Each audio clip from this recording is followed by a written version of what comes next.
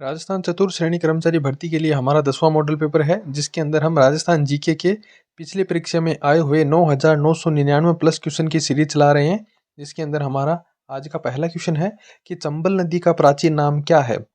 तो सबसे पहले तो देखो बात करेंगे कि चंबल नदी जो है उसका उद्गम कहाँ से होता है।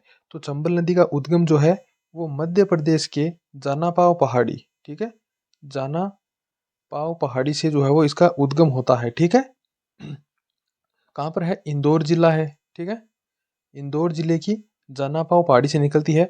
और अगर मैं बात करूं कि राजस्थान के अंदर इसका प्रवेश कहाँ से होता है, तो राजस्थान के अंदर इसका जो प्रवेश है वो 84गढ़ के निकट चित्तौड़गढ़ जिले के चितौरिया गांव में होता है, ठीक है। 84गढ़ चित्तौड़गढ़ जिले के निकट चितौरिया गांव के अंदर जो है वो इसका राजस्थान के अंदर जो है वो राजस्थान के अंदर प्रवेश होता है, ठीक है। अब इसकी बात करेंगे कि इसके जो है वो प्राचीन नाम क्या था। तो चंबल नदी का प्राचीन नाम जो है वो चरमवती नदी था, ठीक है। चरमवती नदी, इसके अलावा राजस्थान की कामधेनु, ठीक है, राजस्थान की कामधेनु भी कहते हैं, ठीक है। 12 मासा नदी भी कहते हैं, ठीक है। 12 मासी नदी भी इसको कहते हैं, ठीक है। नित्यवाही भी कहते हैं, ठीक है। नित्यवाही यानी नित्य रूप से बहने वाली, डेली बहने वाली, ठीक है, नित्यवाही नदी भी कहते हैं। इसके अलावा घड़ियालों की शरणस्थली भी इसको बोला जाता है, ठीक है। तो ये थे चंबल नदी के उपनाम। अगला प्रश्न है कि चंबल नदी निम्नलिखित किस राज्य समूह से होकर प्रवाहित होती है। चंबल नदी का प्रवाह क्षेत्र जो है वो किन किन राज्यों में है। मध्य प्रदेश, राजस्थान, दिल्ली, मध्य प्रदेश, राजस्थान, हरियाणा, मध्य प्रदेश, राजस्थान, गुजरात, या फिर मध्य प्रदेश, राजस्थान, उत्तर प्रदेश। तो देखो मध्य प्रदेश से जो है वो उद्गम होता है, फिर राजस्थान में, और फिर उत्तर प्रदेश में जो है वो ये, ठीक है, बहती है। तो मध्य प्रदेश, राजस्थान और उत्तर प्रदेश, ठीक है, 3 राज्यों के अंदर इसका प्रवाह क्षेत्र है, ठीक है। मध्य प्रदेश के अंदर इंटावा के अंदर जो है वो यमुना नदी के अंदर मिल जाती है, ठीक है। इंटावा के अंदर जो है वो यह यमुना नदी में मिल जाती है, ठीक है। तो ये बात आपको ध्यान में रखनी है। फिर है अगला प्रश्न है हमारा कि निम्नलिखित में से कौन सी नदी राजस्थान को सर्वाधिक जल की आपूर्ति करती है। राजस्थान को सर्वाधिक जल की आपूर्ति कौन सी नदी करती है?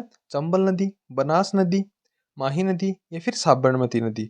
तो कौन सी नदी हो जाएगी? चंबल नदी हो जाएगी, ठीक है। चंबल नदी जो क्या होती है, सर्वाधिक राजस्थान को जो है वो जल की आपूर्ति करती है, ठीक है। अगला प्रश्न है हमारा कि निम्नलिखित में से कौन सी नदी उत्खात भूमि के लिए कुख्यात है। यानी जो नदी है उसके जो प्रवाह क्षेत्र है उसके अंदर जो है वो सर्वाधिक उत्खात भूमि बनाती है, ठीक है। उत्खात भूमि के लिए कौन सी नदी कुख्यात है? तो राइट आंसर क्या हो जाएगा? अवनाली का अपर्दन करती है, ठीक है। चंबल नदी जो है वो क्या करती है? उत्खात शिलाकृति के लिए प्रसिद्ध है, ठीक है। और ये क्या करती है? सर्वाधिक जो है वो अवनाली का अपर्दन करती है, ठीक है। नेक्स्ट है कौन सी कामधेनु नदी कहलाती है। तो अभी मैंने बताया कि राजस्थान की कामधेनु, ठीक है, नित्यवाही, चरमवती, 12 मासी, घड़ियालों की शरणस्थली किसको कहते हैं? चंबल नदी को कहते हैं। तो ऑप्शन 2 जो है वो इसका राइट आंसर हो जाएगा।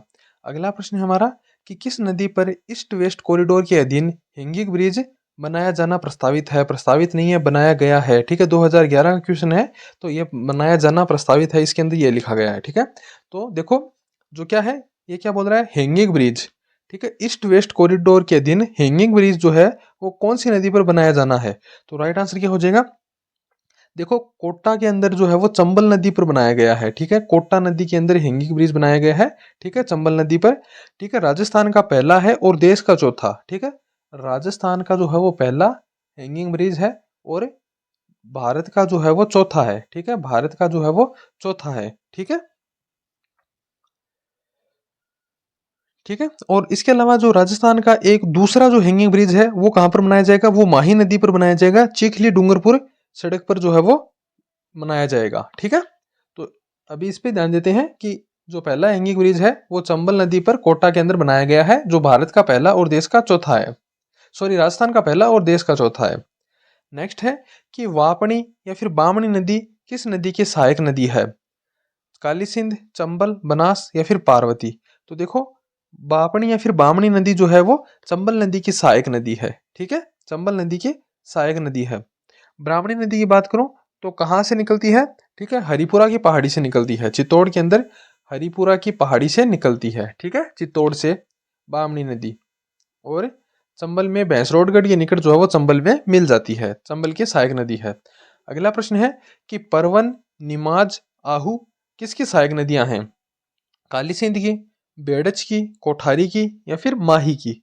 तो देखो परवन, निमाज और आहू जो नदियां हैं वो काली सिंध नदी की जो है वो सहायक नदियां हैं, ठीक है। काली सिंध नदी, देखो काली सिंध नदी जो है वो कहाँ से निकलती है? एमपी के मध्य प्रदेश के बागली गांव से निकलती है, ठीक है। मध्य प्रदेश के बागली गांव से निकलती है, ठीक है। और राजस्थान के अंदर कहाँ पर? कोटा झालावाड़ के अंदर बहती है, ठीक है। राजस्थान के अंदर कोटा झालावाड़ के अंदर बहती है। फिर उसके बाद क्या करती है? नानेरा जो कि कोटा में है, चंबल नदी में मिल जाती है, ठीक है। कोटा के अंदर क्या करती है? चंबल नदी। कोटा के अंदर कौन सा स्थान है? नानेरा स्थान है, या फिर नवनेरा भी कई जगह आपको मिल जाएगा, ठीक है। दोनों एक ही चीजें हैं। तो वहां पर क्या करती है? चंबल नदी में मिल जाती है, ठीक है। और ये जो नदियां हैं वो काली सिंध की सहायक नदियां हैं, ठीक है। और काली सिंध किसकी सहायक नदी है? चंबल नदी की सहायक नदी है, ठीक है। नेक्स्ट है, राजस्थान की किस नदी को स्थानीय भाषा में वन की आशा कहा जाता है? वन की आशा या फिर वर्णाशा किस नदी को कहा जाता है? माही, बनास, सोम या फिर मेथा नदी? तो वन की आशा जो है वो बनास नदी को कहा जाता है, ठीक है। वन की आशा, वर्णाशा या फिर वशिष्टि, ठीक है। वशिष्टि नदी भी जो है वो इसको बोला जाता है, ठीक है। बनास नदी को बोला जाता है। बात करूं उद्गम की, तो खमनोर की पहाड़ी से निकलती है, ठीक है, राजसमंद में, ठीक है। आपको पता है राजसमंद खमनोर की पहाड़ी कहां पर है? खमनोर की पहाड़ी कहां पर है? राजसमंद में है, वहां से जो है वो निकलती है, ठीक है।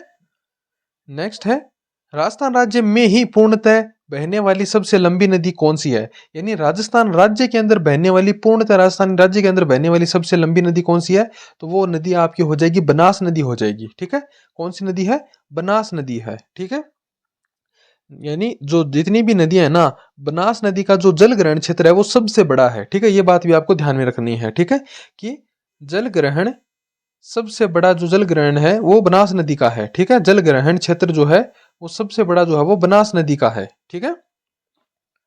अगला प्रश्न है कि बेडच, मोरेल, कोठारी और खारी निम्नलिखित में से किस नदी की सहायक नदियां हैं? बेडच, मोरेल, कोठारी और खारी जो नदियां हैं वो घग्गर, बनास, लूणी या फिर व्यास किस नदी की सहायक नदी हैं?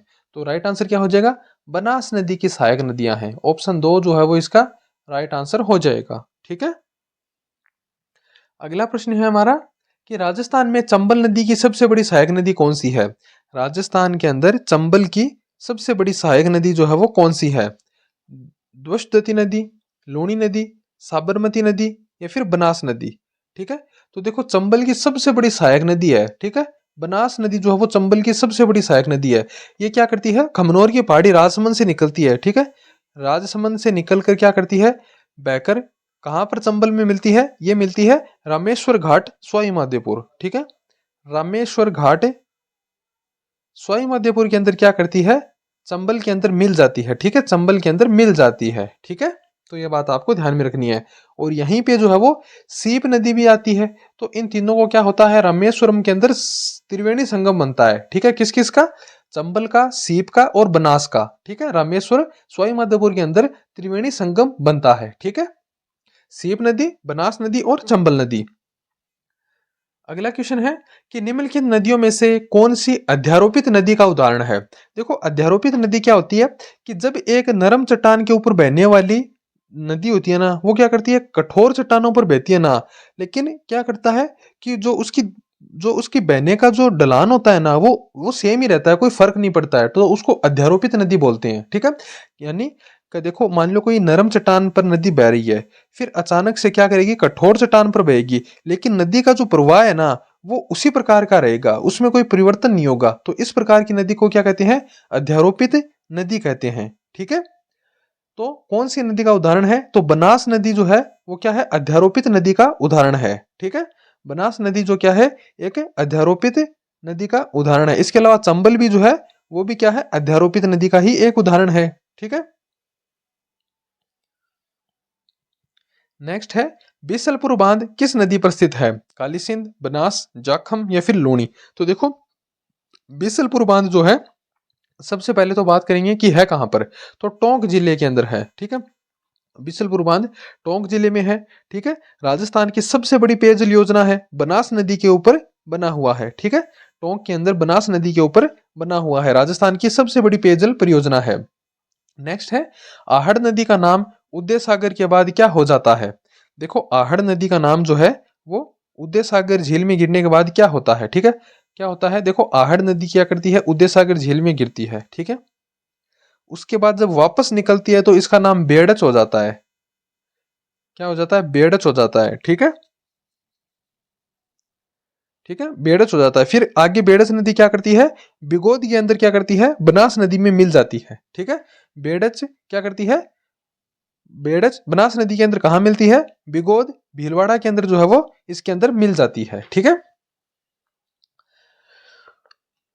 नेक्स्ट है कि डाई नदी का उद्गम राजस्थान के किस जिले से है? उदयपुर, कोटा, अजमेर या फिर दौसा? तो देखो डाई नदी का जो उद्गम है वो कहाँ से होता है, वो अजमेर से होता है, ठीक है? अरावली की पहाड़ी है अजमेर के अंदर, वहां पर जो है इसका उद्गम होता है, किशनगढ़ पहाड़ी से जो है वो इसका उद्गम होता है, ठीक है? राजमहल टोंक के निकट क्या करती है, सॉरी बनास के अंदर मिल जाती है, ठीक है? राजमहल टोंक के अंदर क्या करती है, बनास के अंदर मिल जाती है, ठीक है? बनास के अंदर जो है वो मिल जाती है, ठीक है? बनास के अंदर त्रिवेणी संगम बनता है, बनास खारी और डाई नदी का जो है वो त्रिवेणी संगम बनता है, ठीक है? नेक्स्ट है कोठारी नदी का उद्गम स्रोत कौन सा है, बिजराल की पहाड़ी, दिवेर पहाड़ी, गोगुंदा पहाड़ी या फिर पडरार पहाड़ी? तो देखो कोठारी नदी जो है वो कहां से निकलती है, राइट आंसर क्या हो जाएगा, दिवेर की पहाड़ी, ठीक है? दिवेर की पहाड़ी से कोठारी नदी राजसमंद में दिवेर की पहाड़ी से निकलती है, ठीक है? और भीलवाड़ा में क्या करती है, बनास में मिल जाती है, ठीक है? भीलवाड़ा के अंदर बनास में मिल जाती है, बनास की सहायक नदी है। नेक्स्ट है भीलवाड़ा जिले की नदी पर बागोर सब खालिस्तान नदी पर बागोर सभ्यता स्थित है।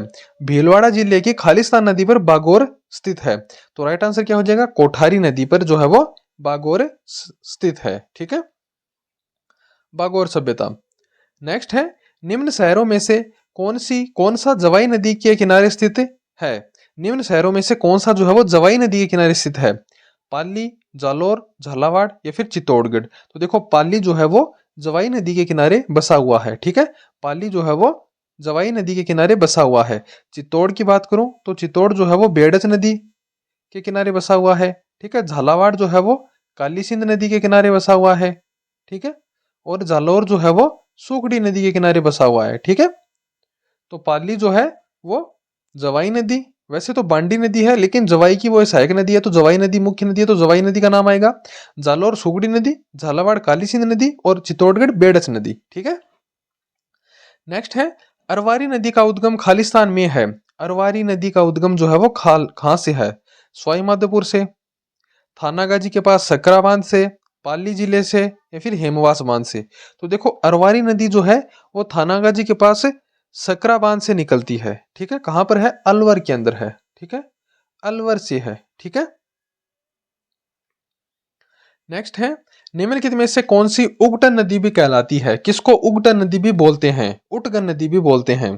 गंभीरी, काली सिंध, लूणी या फिर रूपारेल? तो देखो गंभीरी नदी जो है उसको ऊंटगन नदी भी बोलते हैं, ठीक है?